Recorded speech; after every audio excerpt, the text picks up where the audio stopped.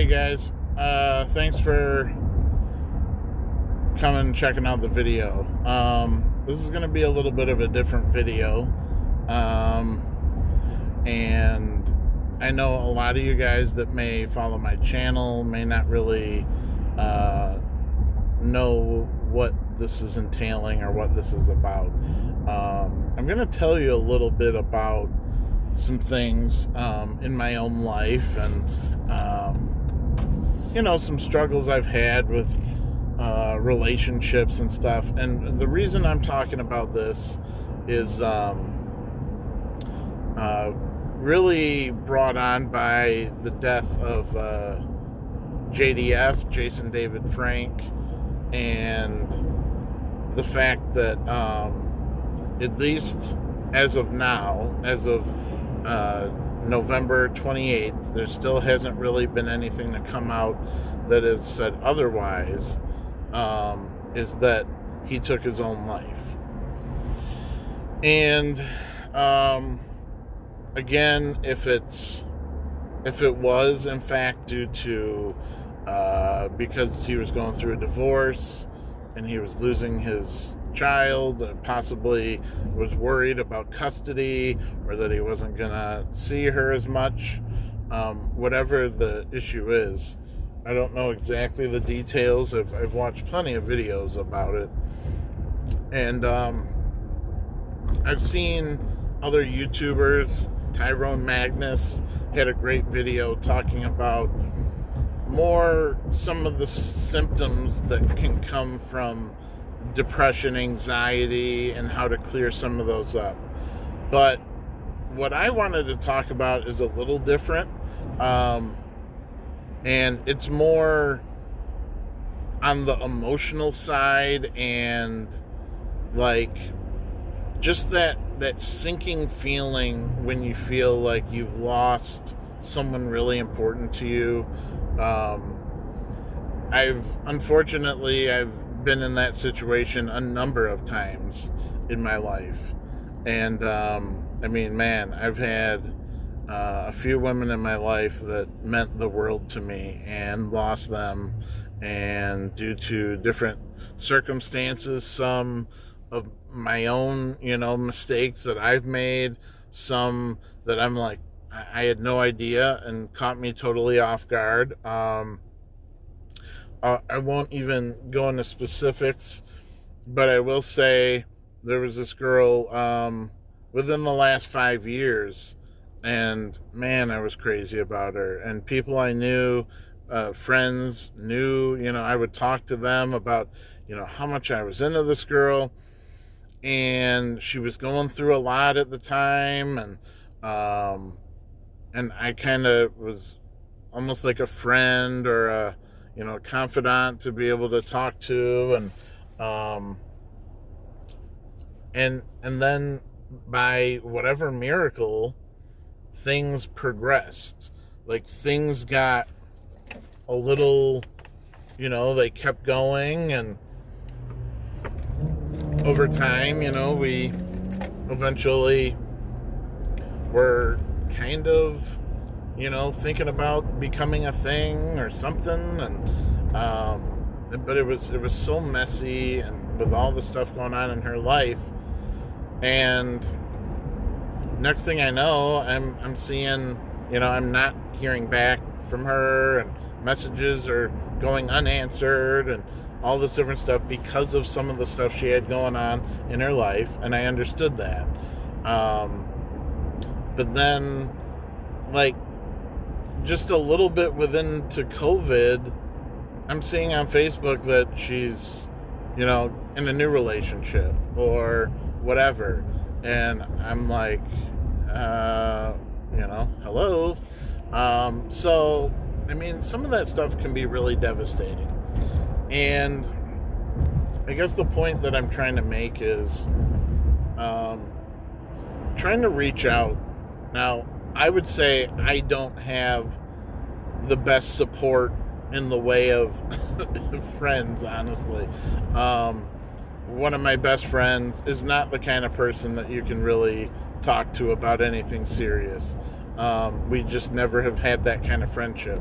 But I would say to find some friends, family, parents, brothers, sisters, someone who you can really sit down and talk to about some of this stuff, about how you're feeling.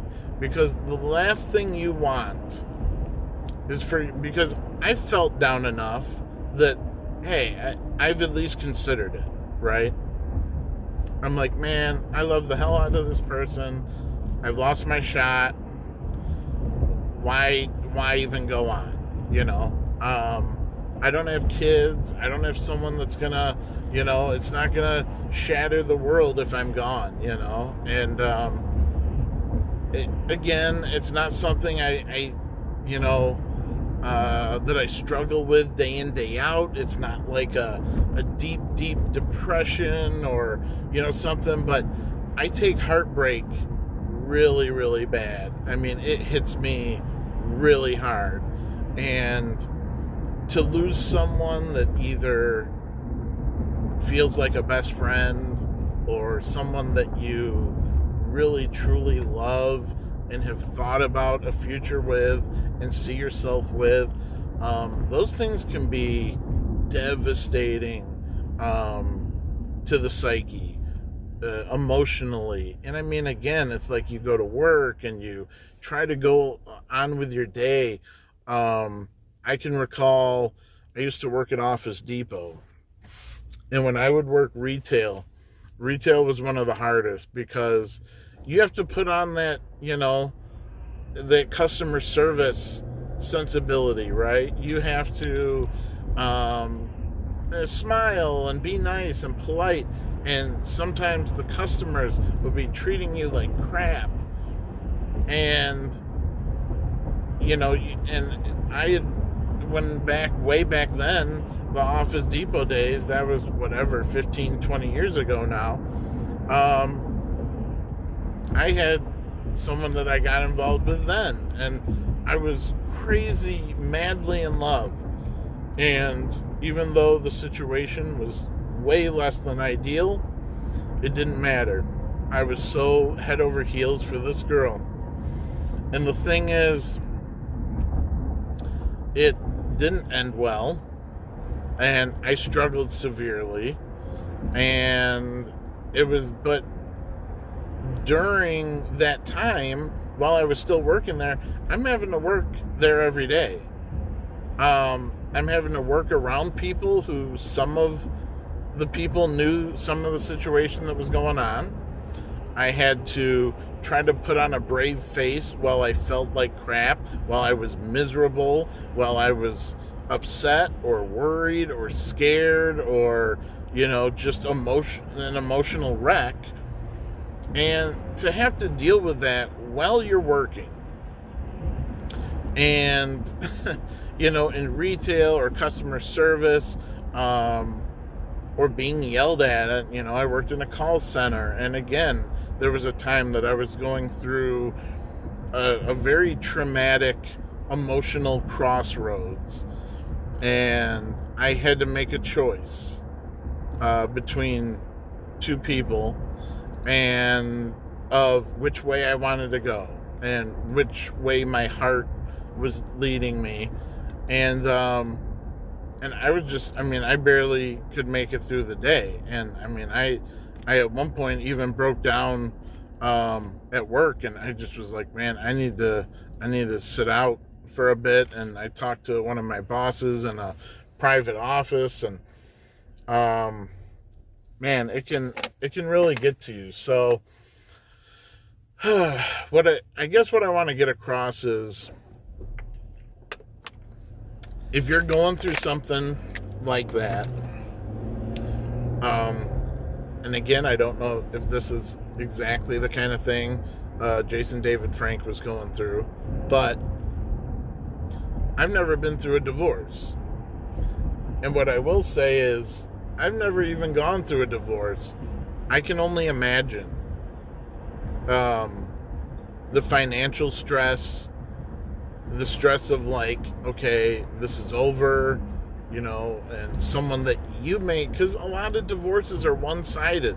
Sometimes they're not two-sided. Sometimes it's not like, oh, well, we both come to, terms of like, yeah, this feels like this needs to happen, or we've been really growing apart. Sometimes one partner is totally oblivious and blindsided by it. If you haven't been paying attention to the little subtle hints or, whatever. But I can't even imagine. I mean, I've been devastated to the point of, thinking that way, and of ending things or whatnot. And that's just been from a relationship. Some of them have been, 8-9 years. Some of them have just been, a couple years. But, I was thoroughly destroyed by some of those relationships ending, let alone if there's kids involved, or there's, you're a celebrity and half of your financial, income is going to be taken, and, is that going to affect future projects that you're working on? Will you not be able to, bankroll something that you, like a passion project, or do you have to reconsider where you're living, or, all that stuff? And again, celebrities, have a different set of problems in their lives. But the fact that someone that was, I would say, at least relatively successful, again, this guy, he was a Power Ranger. If you don't know who he was a Power Ranger. He was the Green Ranger. He was the White Ranger. He was 2 Red Rangers in Zeo and Turbo, and then eventually his final full-on character was the Black Dino Ranger in Dino Thunder or whatever, and where he reprised his role as Dr. Tommy Oliver or whatever. But like, then he went on and did even more stuff and fan stuff, and then made appearances with Bat in the Sun, and did 2 of my favorite projects they did, which was the Green Ranger versus Ryu, and then the White Ranger versus Scorpion.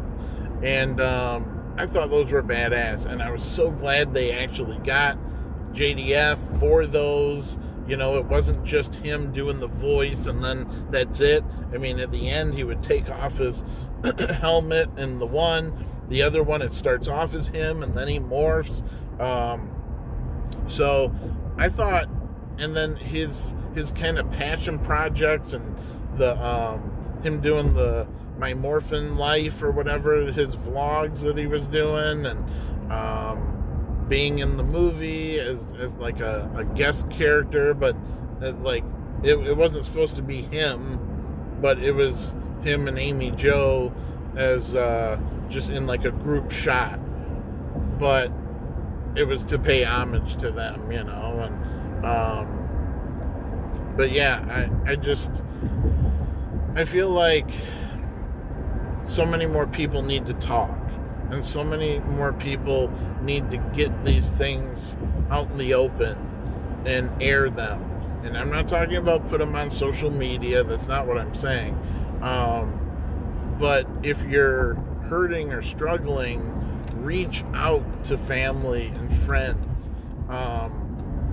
You never know. It's crazy to think that like one thing that someone might say to you could be the make or break for your emotional situation.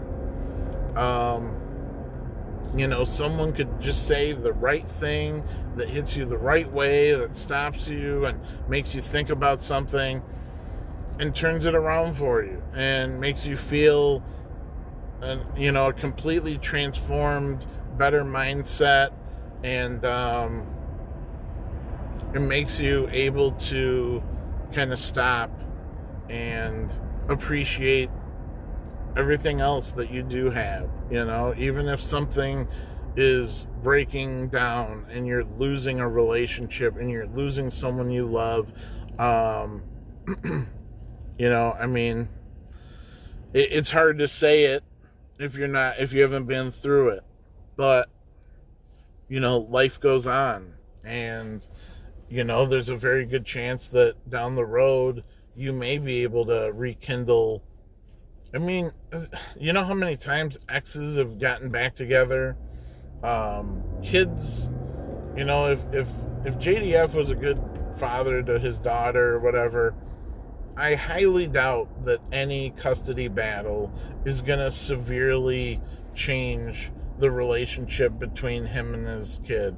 Um, so, again, and sometimes it can be a motivation. I mean, let's say hypothetically they had went to court, they got divorced, he got only visitation on weekends or something, and with him being a celebrity and him doing Comic-Con stuff and him doing whatever, maybe he thought, well, then I'd never even get to see her if I'm busy on weekends doing Comic-Con stuff for my fans, and that's how I'm bringing in money, and I'm working on some passion projects.